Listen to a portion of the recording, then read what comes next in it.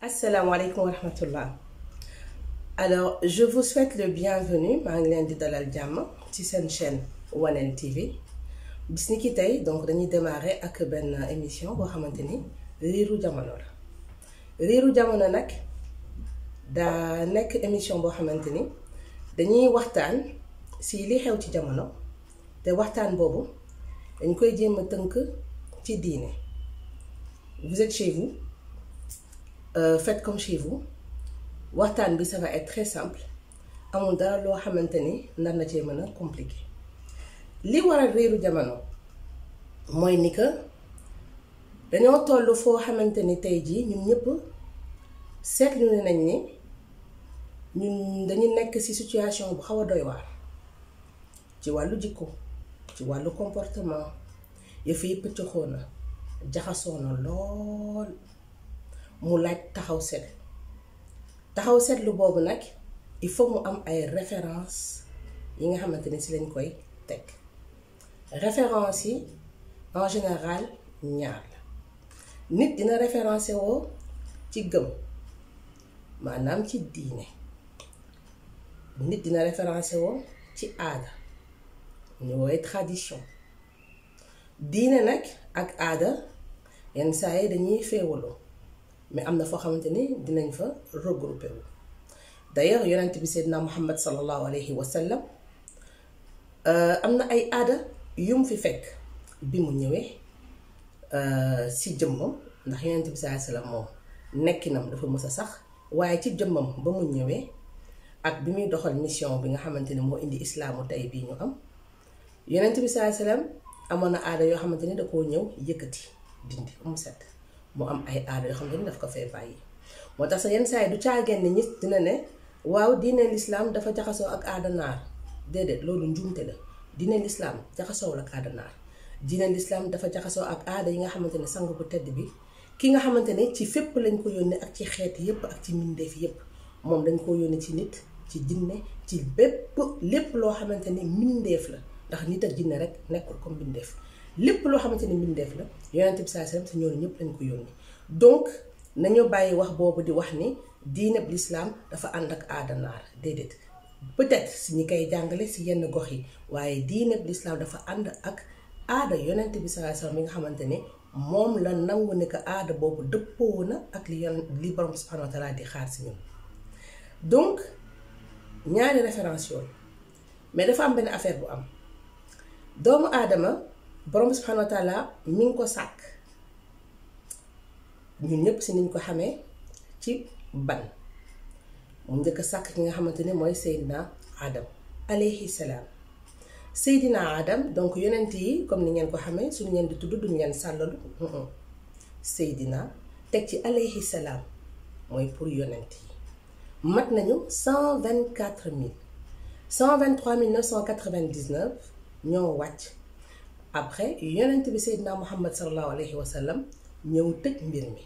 te dafa mel ni que ca dalee Seydina Adam ba ci Seydina Isa alayhi salaam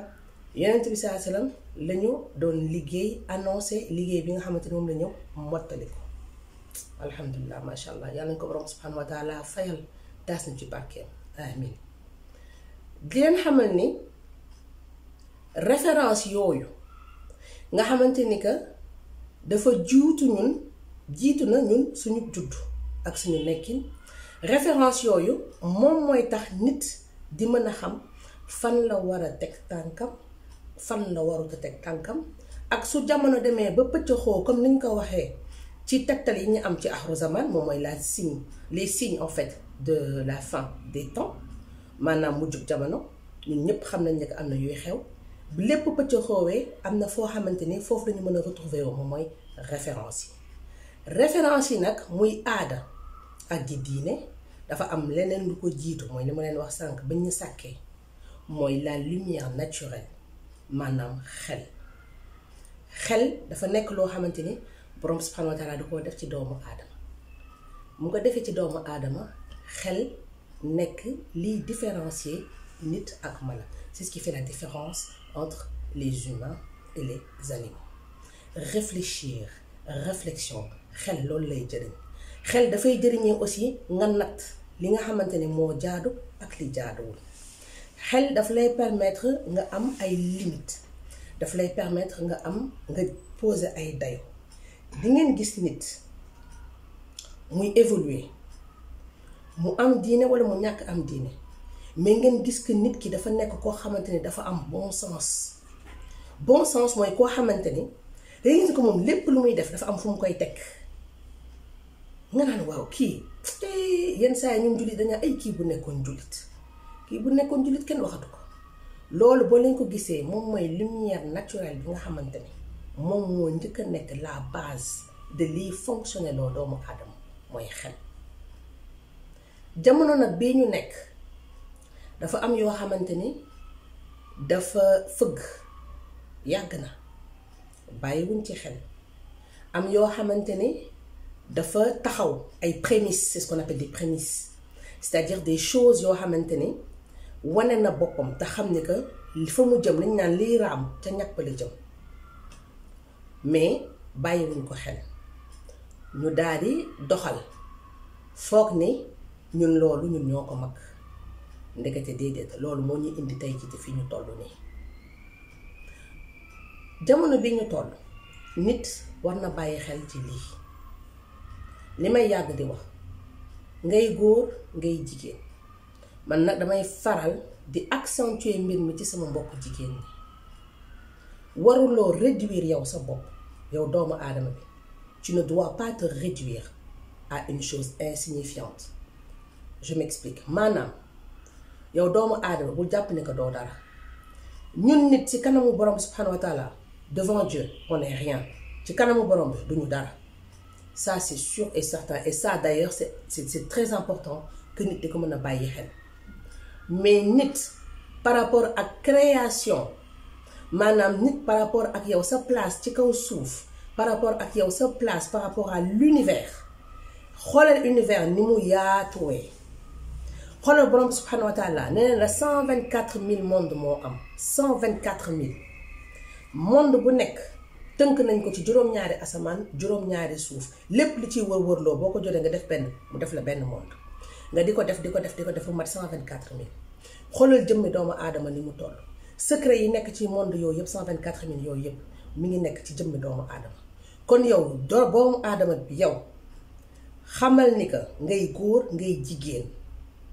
yow ci kanamu yàlla doo dara mais xamal ni que ngay góor ngay jigéen ci création yi bi borom bi subhanahu wa ta'ala créé yow yaay li nga xamante ni yaa ci ëpp importance te yow la ci gën a bëgg yow la ci gën a fonk. Donc war na doomu aadama bu nekk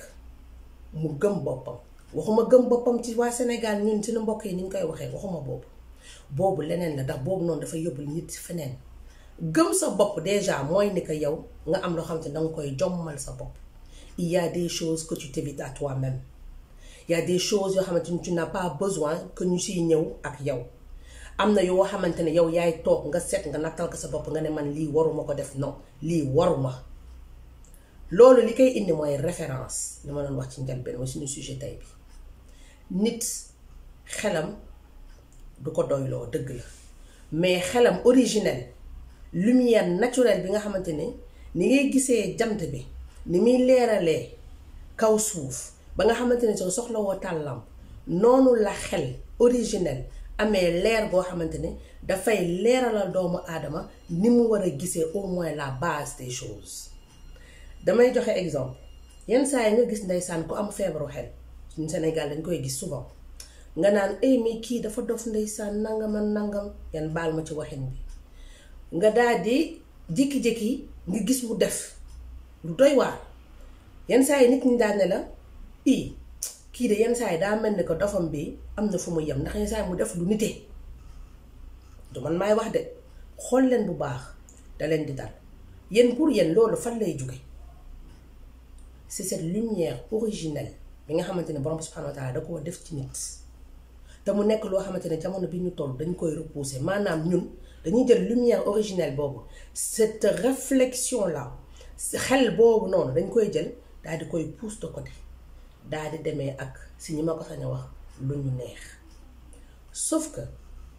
am na ku ma doon wax naan àddina bi de ku def lu la neex na nga fexe ba yàlla bu defee lu ko neex ci yow bu mu la bett dëgg la mais balaa ñuy àgg foofu ndax tant que ñi ngi nooyi tant que ñi ngi nekk ci kaw suuf am nañu la capacité de mën a rectifier wu et de mën a jubal au maximum suñu objectif waxtaani du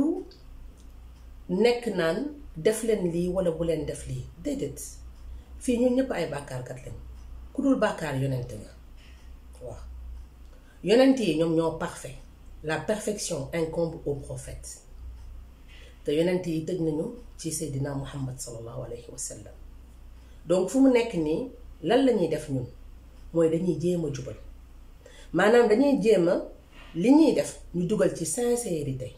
sincérité su ma koy wax moom mooy bonne foi maanaam sa aqulaay taala ndax nit boo juumee ci sa aqulaay taala loolu amul problème li bon mooy nit nga yóbbu sa bopp ci tooxi duuna boo xamante ne dangaa topp sa bakkan maanaam bu ñu naan topp sa bakkan mooy danga def lu la neex danga xam ne que li ngay def yaa ko tey yenn saa yi nga gis suñu yenn mbokk yi wala suñu yenn xarit yi nit dafa pare daal ne la waaw mais man tu sais j'assume complètement ce que je fais oui de toute façon chacun sa vie maanaam nga ne man damay assumer man li may def dama koy assumer man ragaluma nit ñi seetuma si nit ñi ak yooyu waaw fii kenn ginaaru kenn neenul kenn loolu dëgg la mais yow li ngay assumer soo ko taxawee di ko wax nit ñi que ñu d'accord wala ñàkk d'accord ak yow loolu c'est pas le problème mooy nag yow yaa ngi assumer par rapport à quelle référence parce que à la kulli xaal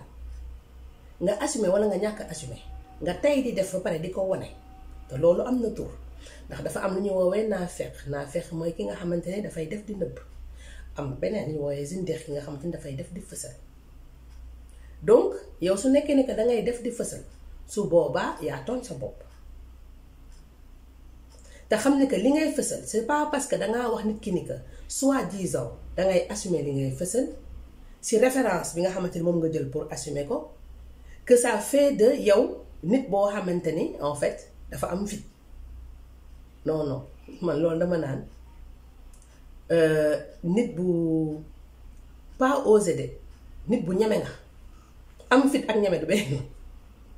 da naan yow ñeme nga de nga ñeme parce que nit bu ñeme du def attention tey jii référence yi donc suñu nekkay wax muy ñaar diine ak aada diine jamono bi ñu toll buñ ciy waxtaan dangay gis ñen ñoo xam te dañuy braqué wu parce que pour ñoom boo nee diine rek tout de suite safara àjjana bul def lii bul def laa nana nii nana naa c'est-à-dire que affaire dafay nekk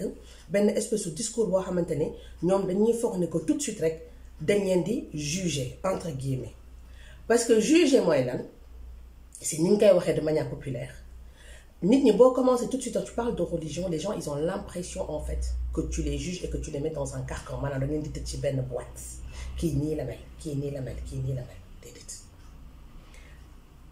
diine dafa nekk benn comme carte au trésor wala benn labyrinthe carte au trésor mooy carte boo xamante ne soo ko toppee tettali di nga àgg ci trésor boo xamante ne diamant lay doon wala ay rubis mais trésor boo xamante ne mën na la defal sa giiru dund ba du defal sa ay njaboot donc la religion c'est ça, c'est comme une carte au trésor qui va permettre en fait de se diriger dans la vie pour arriver à un trésor. Ce trésor-là, c'est très important de noter que c'est un trésor qui n'est pas forcément un trésor palpable. Maanaam trésor boobu du loo xamante ne mën nga ko téye nii yenn saa yi trésor boobu mën na nekk benn équilibre ci sa vie ce mot-là man j'aime beaucoup c'est magique équilibre maanaam ci bépp fànn yow nii ngay def doo def nii doo jeng doo def dara ba pare ngay évoluer nii tranquille quand tu choisis diine dangay choisir aussi tranquillité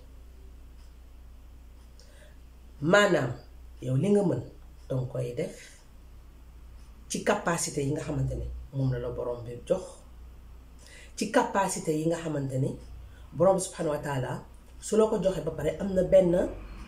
comme espèce de turbo boo xamante ne dala koy jox yenn saa yi ngay dépasser cette capacité là di yokk mais ba tey rek ci moom li mu lay baaxee la te da ngay gis jeexital bi c'est-à-dire les conséquences ci sa vie day nekk ay conséquences yu positives. Référencé wu ci diine ça veut pas dire que da ngay tayle sa àddina référencé wu ci diine ça veut pas dire que yow da ngay teggi sa bopp ci vie bi nga nekk ni dugal sa bopp ci carcan ci vie boo xamante ne yow kese yaa fay nekk nga wéy dafa may def benn groupe diine nii ak groupe non diine nii. En fait il faut que affaire yi ñu comme ni suñu mbokk malien yi di wax affaire yi sabari maanaam dañuy def nànk. Référence amul nit bu ko mën a bañ da ngay gis soo nekkee da nga intégrer benn entreprise dama loolu ma jaaxal si ñun on est prêt à signer le règlement intérieur d'une école, règlement intérieur entreprise, règlement intérieur association, règlement intérieur loo leen mën di gis salle de sport, tout ça, il y a des règlements intérieurs. Affaire bu nekk daf ñoo intéressé règlement intérieur bi sax booy seet en général avec les conditions générales sooy jënd internet tout le monde signe tac tac tac pour mën a am li mu bëgg bu nekkee na ngeen mel ni man sax du ma lire détails yi honnêtement xaw ma ndax yéen di ngeen ko def mais xool leen lii yow su nekkee ni que lii intéressé na la di nga prêt à signer tout et n'importe quoi pour jot mbir mi su nekkee ni que diine la ah non non non non non non ah non non non non non ah non dañ koy seetaan ah non c'est que xam nga su nekkee nii lii daf laa tënk yow léegi yow lan ngay njëkk a seet possibilité yi nga xamante ne yow mën na la cee génne waaw lii moom waaw dégg naa ustaas yi moom nee nañ waaw kii diine yàlla moom tegul kenn lu mu mënul waaw yow gis nga ne que affaire bi agsi na si yow su agsee si yow yàlla du def hasard donc mën nga ko. Si une situation se présente à toi, c'est parce que forcément tu as la capacité en fait de pouvoir surmonter cette situation-là. Mais tu vas préférer, quand il s'agit de la religion, aller chercher une solution pour pouvoir gagner cette situation, c'est-à-dire de ne pas pouvoir assumer la situation. Alors que si c'est un intérêt, salle de sport, association, entreprise, un nouveau boulot, oui. Et là, vous allez me dire, ouais, mais c'est pas pareil si c'est un nouveau boulot parce que liggéey jaamu yàlla la. Le boulot, voilà, ça fait partie des dévotions à Allah. Oui, effectivement. Mais dans quelles conditions et jusqu'à quel point? Dans quelles conditions et jusqu'à quel point? Parce qu'en fait, ce qui est bien avec la religion, c'est que tout est conditionné et c'est magnifiquement bien fait. Et c'est très simple, c'est pas compliqué. Mu am référencement par aada, la tradition. Man je parlerai li ma maîtriser ci aada Sénégal ak aada tubaab parce que France laa dëkk ak Sénégal donc du coup ñaari aada yi maîtriser naa leen. Soo jëlee aada par exemple ñun Sénégal aada Sénégal am na dafa dem ba à un moment nit ñi dañ koo jël jaawatle ko ak diine mu nekk à cheval imbriqué def nii ba nga xamante ne en fait su nekkee ni que jëluloo temps nga jàng sa diine doo mën a seet ak settante ba mën a leen def nii teqali di mën a def sa choix par rapport ak diine ak aada bi nga xamante ne diine dàqu ko. Ma jox leen exemple aada bu nga xamante ni Sénégal dañ ko am suñu dëkk mbokk naar yi am ko même tubaab bi am ko muy le fait que booy sëy di takk jabar wala di am borom kër wala nga am doom les baptêmes et consorts wala cérémonie mu nekk sax yenn saa yi dëj nit ñi dañoo aadawoo ci tubaab bi ci suñu mbokk maghrébin yi même les arabes ak donc ñun Sénégal ak yeneen dëkk Afrique yi di indi xaalis wala di indi dara pour jàppale ki nga xamante ne moo xewle loolu du l'islam loolu aada la mu doon aada bu rafet ndax nit dina am xew nekk ci situation financière boo xamante ni moom mënul en fait jug dépenser xaalis bi nga xamante ni moom moo koy mën a permettre par exemple mu mën a jox ñëpp ñu lekk ñëpp ñu naan ak yu mel noonu nga daan gis ni que voisinage bi dëkkandoo yi kii day togg lii kii togg lii wala kii def lii wala kii def lale wala ku nga xamante ni dafa am doom ñun fii par exemple France da ngay gis koo xamante ni balaa ngay wasin soo demee ba sori di nga gis sa ay xarit sa ay dëkkandoo ne la ah man de dencoon naa ay xale ay yére bébé am naa âge bi am naa âge bi am naa lii kii ne la man de amoon naa paanu lii kii ne man de amoon naa poussette kii donc xam ngeen am si ñoo xamante ni dañ naan la ah man de jàpp naa ne que dinañ la indil ay yére yu bëri est-ce que kon su ma la joxee xaalis yu la gën a arrangé mais loolu tekkiwul ni kooku noonu la jox bis bu tolloo ci situation boobu soo ko amee yow tamit si xol bu rafet nga jàppale ko tekkiwul ne lam la jàppalee woon loolu nga ko koy delloo waat te tekkiwul ne nga am ko ak nga ñàkk ko am par la force la déedéet mais boo gisee aada yooyu fii nii même diaspora sénégalaise bi macha allah noonu la ñuy dundee ba léegi di jàppalante bu baax mais boo xoolee Sénégal aada boobu wëlbati nañ ko def ko lu ñuy woowee ndawtal mu nekk lu diis ndawtal boobu transgressé dafa magale ndayale rakkale jàmmale tàntale kiiwale léppalale ñenn ñi naan la waase dañu bëgg raffermir lien de famille waaw mais lan moo tax ki nga xamante ne danga ko ndayale la xaw ma danga ko war a jox xaw ma ñaata kooku multiplier ko xaw ma ñaata des trucs en plus ce qui est trop bien c'est qu'elles deviennent des mathématiciennes de malade ça c'est trop bien lu tax aada boobu léegi pervertir nañ ko aada boobu day ñëw l'islam dàq ko maanaam perversion bi côté perversion bi maanaam aada bi ni ñu ko yàqee l'islam daf ko ñoo dàq mais comme duñu jël temps toog jàng suñu diini dañuy màgg génération à génération fu mu nekk nii y a à peu près 2 à 3 générations yoo xamante ni dugg nañu ko ci système bi nga xamante ni ndawtal bi noonu lay demee mais alhamdulilah jamono bi ñu toll nii ñi ngi seetlu nii am na benn regain de sursaut de prise de conscience de génération yii nii ñoom nag ñu soxla accompagnement comme ñun niñ ko soxlaa ndax li may wax rek borom subhanahu wa taala moo ñu nattoo ñuy toog di wax nattoo ñu ne ci téere yi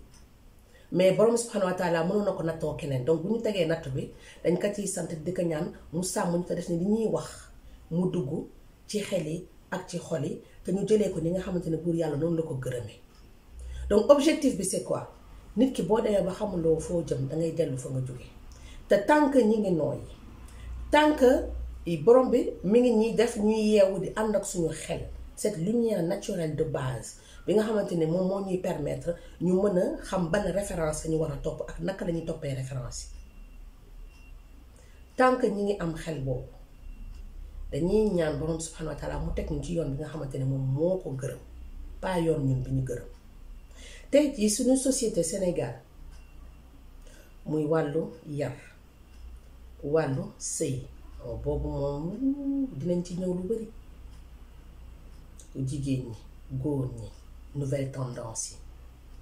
am na si ñoo xamante ni fa tabarakallah maladie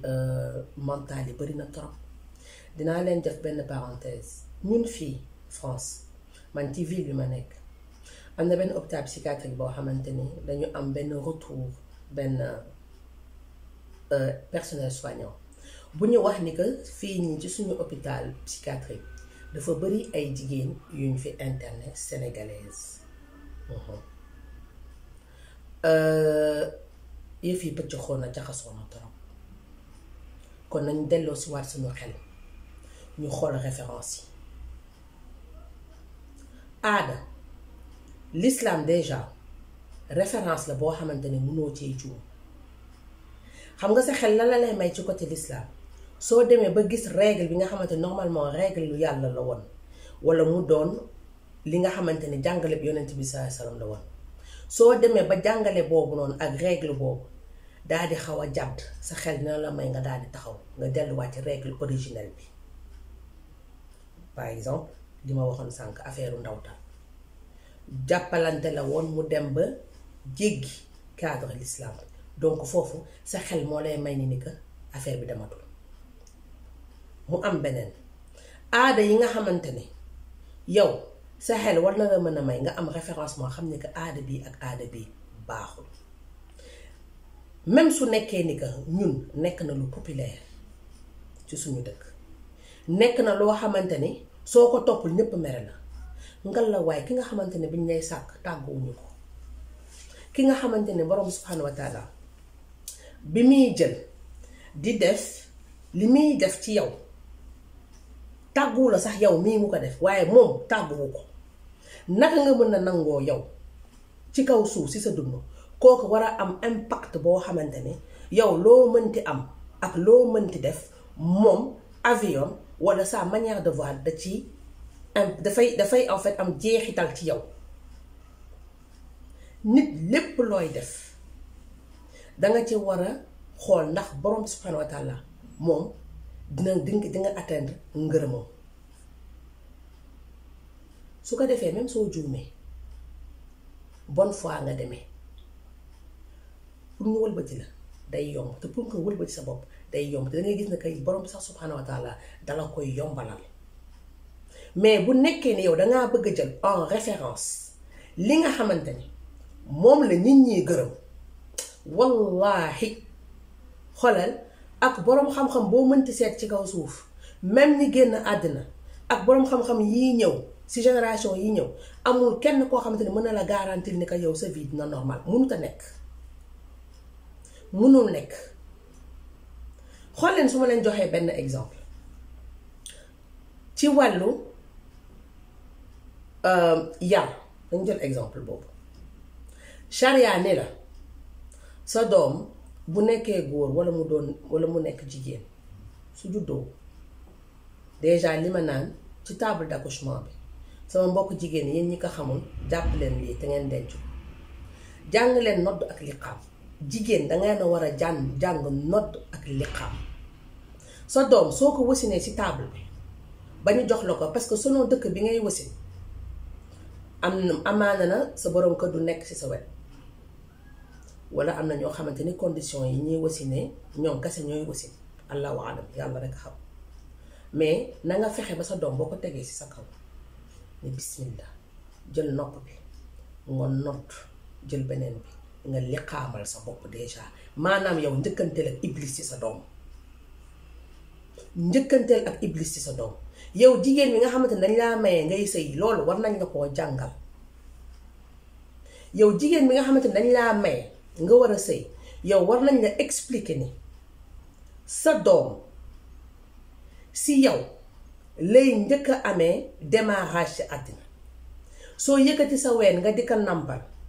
fekk yaa ngi tëdd ci table bi colostrum boobu nga xamante ni moom la war a xëcc ngal la balaa nga kaa jox sa ween ak loo sonn jàngal faatiha jàng salaatu ala nabi daal di tufli ci sa ween daal di tudd yàlla jox sa doom te nga commencé ko droite loolu tamit nekkal beneen wax ñuy ñëwaat ñiy lekkee main gauche def leen attention saa yoo leen dugalee seen loxo main gauche yéen koy bokk ak seytaane li ngeen di lekk muy gën a dugg ci yéen di gën a am puissance di gën a am pouvoir ci yéen di leen gën a xiirtal ci def ay tooxi doona donc référence bi donc ce qu'on disait tout à l'heure soo référencé woo ci diine am na yoo xamante ne yow sa wàll bopp yow yaay déjà yow yaay protéger bopp tu te protèges en amont par rapport à tout ce qui pourra arriver dans ta vie et en fait tu as une sorte de protection si sens bi nga xamante ne yow moom ngay tëralee sa vie ak si nga koy dérouler nga xamante ne même si tu te trompes même bu nekkee da ngay juum comme je disais tout à l'heure c'est très important de le retenir da ngay juum mais juum bi ngay juum ce sera de bonne foi donc yow xale bi mi ngi judd loolu nga jiital ko ci teg ko ci sa wet ñun ñëpp xam nañ ne man yaay laa jur naa jurati alhamdulillahi rabbil alamin yàlla bur yàlla barkeel loolu nga jiital ko ci sa njaboot sa doom saa yoo koy nàmpal nga téye ko tiim ko di ko léemu falax ak naas mi ngi fii yomb na gaaw na mënu la yàqal dara bismillah teg sa wen bismillah change wen yomb na bàyyi xel ci sa njaboot ci ba ñuy nekk tuut te xam ne que xale bi nga xamante ni mi ngi judd di ñëw kooku noonu indaale na secret yoo xamante ni yow xamuloo borom bi subhanahu wa taala téye gémminam allahu akbar borom bi subhanahu wa taala téye tànkam téye ay cëram te pourtant boo jëlee ci yeneen mbindeef yi ñoom seen ay doom bu ñu juddoo dañuy mën tout de suite mais ñun doomu aadama bu ñu juddoo dañuy tële yàlla du def dara muy hasard am na exception nag ci yonente bi sallallahu alayhi wa sallam ci Seydina Isa aussi alayhi salaam donc nga xam ne que yow soo amee référence dès le départ contrainte bi nga xamante ne moom nga foog ne que moom la diine di indi yow danga koy wëlbati dootoo am lecture contrainte mais danga koy def mode de vie. On ne te demande pas d'être dans la perfection. Non, non, non, non, non, non. Borom subhanahu wa taala laaj loolu xam nga buur yàlla lan la laaj yow nga jël sa vie mu nekk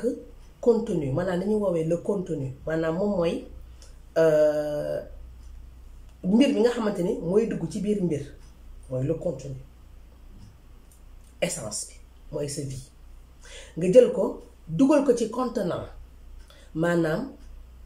benn pot ba nit ki maanaam foo xamante ni mën na def ci defukaay léegi yow li ngay def mbir mi nga dugal ko ci defukaay moom mooy le contenu mooy ta vie mets-le dans le contenant l'islam mooy sa diine léegi soo ko defee dans le contenant après qu'est-ce qui te reste à faire nga comparer ci aada lépp loo xamante ni dans la tradition ça correspond au contenu donc et que contenant bi d'accord na ci nga daal di dugal bu ci d'accord nga ba ko am na noo koy defee xam nga yenn saa nit daane la ku kontaan baax na ku kontaanul baax na sa yoon nekku si am na benn manière boo xam te noo koy defee nit ñi sax dinañu amul kersawu bañ a kontaan wala bu ñu kontaan lu ñu ko wan wala bu ñu koy rëccale benn yoon lay doon dootul ñaar xam nga lu tax parce que yow mi nga xamante ni yaa koy dund c'est la manière dont tu prends les choses et la manière dont tu vis les choses c'est ça qui va montrer aux gens en face de toi détermination bi nga am ba nga xamante ne duñ ci teg patte ils vont pas piper moom maanaam yow ni nga xamante ne ni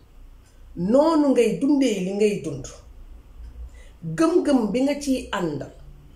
ak defin wu rafet bi nga ci defee te àndul ak fitna parce que gis nga affaire yi en fait c'est simple loo mettil mu metti loo yombalal mu yomb yow ni nga koy defee fluidité bi muy àndal moom mooy permettre nit ki ni mu koy perception bi mu ciy am mu nekk une perception maanaam moom ni mu koy gisee mu nekk gisin boo xamante ni dafay apaiser dala koy nangul même soxla bu mu nekkee ne que yow soxla woo mu nangul la ko dala koy nangul parce que tamit bokk na ci nit booy jëf nga bàyyi tuuti xel ni que li ngay jëf ci lu baax comme li ngay jëf ci lu bon mën na influencer keneen de ce fait li ngay def ci lu baax su la influencer le keneen sans pour autant nga jël affaire bi yenn ko c'est tout simplement un plus donc buñ naan riiru jamono dafay jaadu ñu xool riiru jamono bii lan moo ko waral maanaam dañoo wàcc suñu ànd mais dafay jaadu aussi ñu xam riiru jamono bi naka lañu mën a def ba génn ci ak yan référence lañu war a tëral pour mën cee génn référence yooyu nag diine la donc dangeen di gis ne li tax ñu war a delloo si waat suñu xel war a defaraat suñuy toogaay war a càmbaraat en fait lépp li ñuy def ak li ñuy wax xool naka la ñuy génnee ci situation yii nga xamante ne ci la ñu nekk actuellement te mu nekk ay situation yu doy waar dañu war a toogaat ñu xoolaat référence yi nga xamante ni moom la ñuy jël ñu bañ a nekk ci discours bi nga xamante ni day tax ngay xalab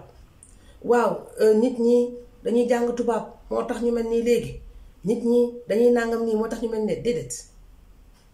fii nit baax na parce que dafay làkk tubaab nit baax na parce que day làkk anglais nit baax na parce que dafay làkk suédois danois peu importe la langue que l'on parle peu importe origine bi ñu nekk peu importe nit ki fu mu juddoo ak fi mu màggee loolu en fait il faut que ñu dépasser ko lii def nit ci yar la mais lii def nit ci nangoo am ay référence ak topp ay référence yi nga xamante ne moom la yàlla gërëm maanaam affaire bi en fait amul demal ma ñëw noonu kase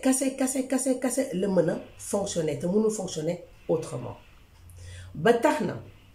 suñu waxtaan yi nga xamante ne dinañu ko defaat donc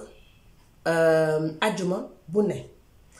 heure Sénégal day nekk 20h incha allah bu nekkee ñi nga xamante ne dañuy koy suivre France 22h 10h ci guddi ak 8h ci guddi waxtaan yooyu yëpp dinañu indi ay sujet société yu bari yoo xamante ne mën ngeen ñu si proposer ngeen def ko en commentaire ngeen proposer ñu ay sujet ñu toj lépp daal di koy teg ci yoonu l'islam te affaire yi nag de la manière la plus simple possible parce que diine amul dara lu mu bàyyi li may faral di wax nit ñi ak chaque fois dama naan leen yonent bi Seydina Muhammad sallallahu alayhi wasallam lu mu xamul amul ñun ba jamono dem ba àddina di tukki ba jamono di jeex amul benn science amul benn xam-xam amul benn lenn loo xamante ni mën nañ koo inventer indi ko te nekk loo xamante ni Seydina Muhammad sallallahu alayhi wasallam xamoon na ko pourquoi c'est simple c'est parce que ci leeram lañ ñu tëggee tëggin bi suñu ruux yi ci leeram lañ ñu tëggee te leer boobu noonu leer bi borom subhanahu wa ta'ala def ci suñu xel yi mu nekk xel bi nga xamante ni dafa basé ci cette lumière naturelle ci moom lañ ko jëlee donc moom jëmmam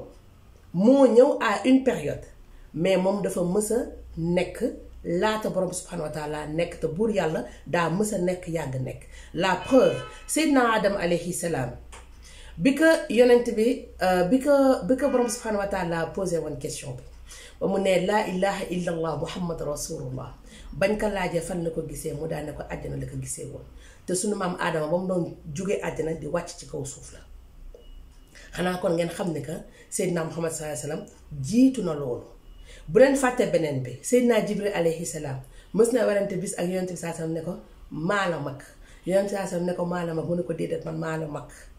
yonent bi daal ne ko lu tax nga wax loolu mu ne ko gis nga amoon na mu daal di koy expliquer amoon na biddéew boo xamante ne doon na ko gis biddéew boobu mu koy expliquer ñaata milliards d'années la woon ak lépp yonent bi sallallahu alayhi wasallam daal ne ko gis nga biddéew boobu amoon na benn bi doon fenk ko tam mu ne ko boobu noonu man la woon xanaa kon moom yàgg na yàlla nañ borom bi subhanahu wa ta'ala tas si barkeem lépp li ñuy def nag c'est pour mën a justement atteindre sa satisfaction ba nga xamante ni ñun jullite bu keroog yawmal xiyaam dinañu taxaw mu mën ñoo bàkkoo daan na kii ci sama xeet la bokk kii ci sama xeet la bokk mu mën ñu bàkkoo moo tax suñu taxawaay ci société bi suñu taxawaay ci àddina dafa war a nekk taxawaay boo xamante ni dafay ànd ak xel day nekk taxawaay boo xamante ni dafay ànd ak di def ak di jëf lu baax ba pare di ko teg ci droiture ci rectitude même nee naa leen bu nekkee dañuy juum mais ñuy juum avec sincérité donc à partir de incha allah ajjuma bi ci topp am na yeneen sujet yoo xamante ni dinañ ko indi mais comme là teg nañu base bi mooy ne ko suñu référence lan la suñu référence mooy diine suñu référence mooy aada bi nga xamante ne dafa rafet te diine dàq ko mais tam suñu référence mooy aada bi rafet bi diine dàqul te kenn pervertiru ko pervertir mooy changer ko daal di koy soppi coppite boo xamante ne rafetul ci diine te bu leen fàtte benn affaire aada dina rafet lu mbir diine ñaawal ko mais diine dina rafet lu bari aada ñaawal ko loolu bu leen ko fàtte parce que loolu noonu buñ ko jëlee rek bàyyi ko xel dina tax si ni échange yi dina gën a mën a intéressant et puis on pourra aller beaucoup plus loin dans la création naka lañu accès ci kaw suuf nit ci boppam naka la borom subhanahu wa ta'ala créé bi mu ko créé lan la ko booleel loolu lan la war a am comme jeexital en fait actuellement si sa vie moo tax ces temps-ci il est important justement ce nouveau credo la confiance en soi maanaam nga gëm sa bopp mais pas gëm boo xamante ne dangay jël sa bopp teg ko ci kaw nit ñi déedéet mooy nga gëm sa bopp xam ne que mbindeef nga boo xamante ne borom subhanahu wa taala moo la sàkk et que bu la sàkkee rek yow da nga am importance bu la kenn joxul importance nga xam ne que yow yàlla jox na la importance ndax moom du def dara par hasard di nga dégg yenn saa yi suñu yaay naan ne waaw man amaloo ma njëriñ ñàkk la juróon sax moom moo gën ndeysaan foofu day fekk naka day xaddi rek waaye borom bi nga xamante ne bi mu ñuy sàkk jaarale nañu ci suñu yaay yu tedd yi ci suñu yaay yu baax yi tàgguwul woon suñu yaay yi donc bu ñu borom subhanahu wa taala sàkkee ba teg ñu fi rek c'est parce que am na lu mu namm ci ñun donc lu mu metti yow su yëf yi mettee rek jàppal ni yow borom bi moo la sàkk te ba mu lay sàkk deful woon hasard jéemal gëstu lu tax mu sàkk la te li ngay def jéem koo def pour am satisfaction woon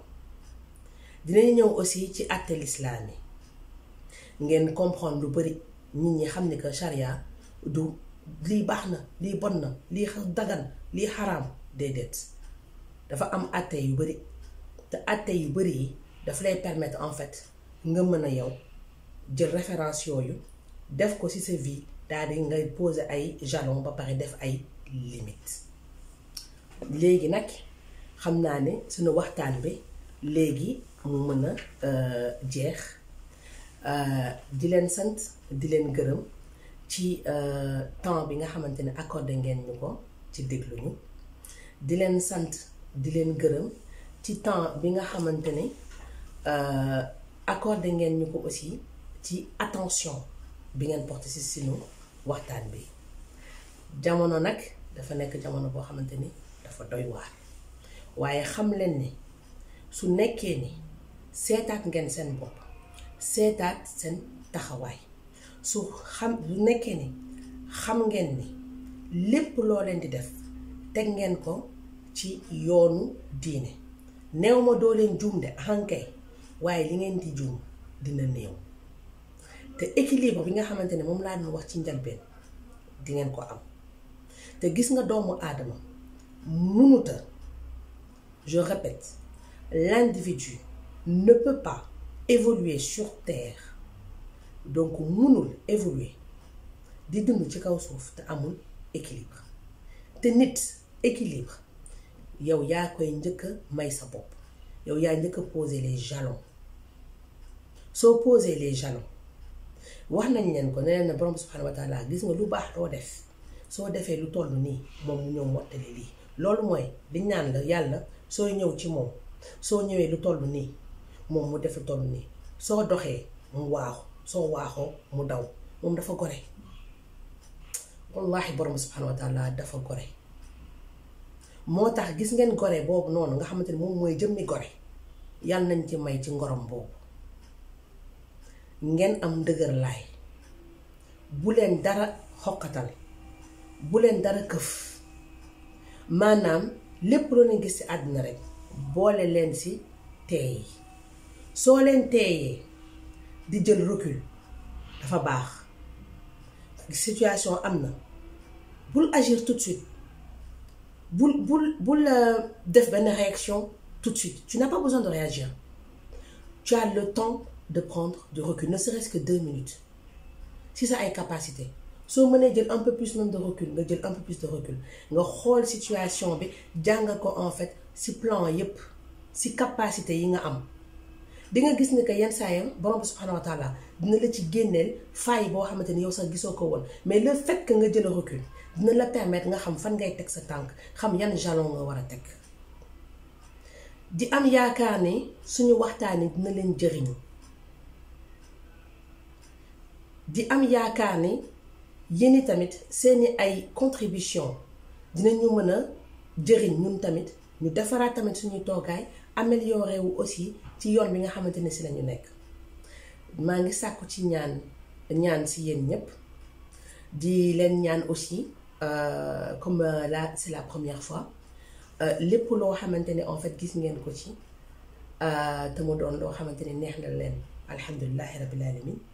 lépp loo xamante ne gis nañ ne que c'est à améliorer n'hésitez pas à faire des remarques mais surtout nañu ñaanalante bu leen ma fàtte ci seeni ay ñaan te yal nañu borom bi subhanahu wa taala defal jàmm àddina ak àllaaxira boole ñu ci ñi nga xamante ni ñoo bokk ci fierté boole ñu ci ñi nga xamante ni dañuy dox ci li mu gërëm yal nañu borom bi subhanahu wa taala musal ci seytaan ci làmmiñ ci cat ci musiba ci balaa yal nañu borom bi subhanahu wa taala tënkuñu ci yoon bi nga xamante ni moom la gërëm yal nañu jox la capacité et la sincérité de pouvoir dund ci kaw suuf bi nga xamante ni dund bi yàggul mais dund fi dund boo xamante ni dina rafet lu mu gën a rafetee rek ñu gën ko defee yal nañu borom subhanahu wa taala jéggal suñuy bàkkaar jéggal ñu suñuy passé li nga xamante ne dina féete nañu ginnaaw yàlla nañu dëddu di ñaan borom subhanahu wa taala mu sàmmal ñu njaboot gi sàmmal ñu génération yi nga xamante ni ñoom ñu génération yi ñëw ñun ñi nga xamante ni ñun la teg nattu toog di wax mu may ñu que li ñuy wax mu doon lu nit mën a dégg mu doon loo xamante ni nit dina ko mën a jëriñoo te bu ko reggee yomal xiyaam suñu tegalee daal nañu yéen a waxoon na lii ñu bañ a rus bañ a am gàcce incha allah di leen sant di leen gërëm et je vous dis incha allah à la semaine prochaine.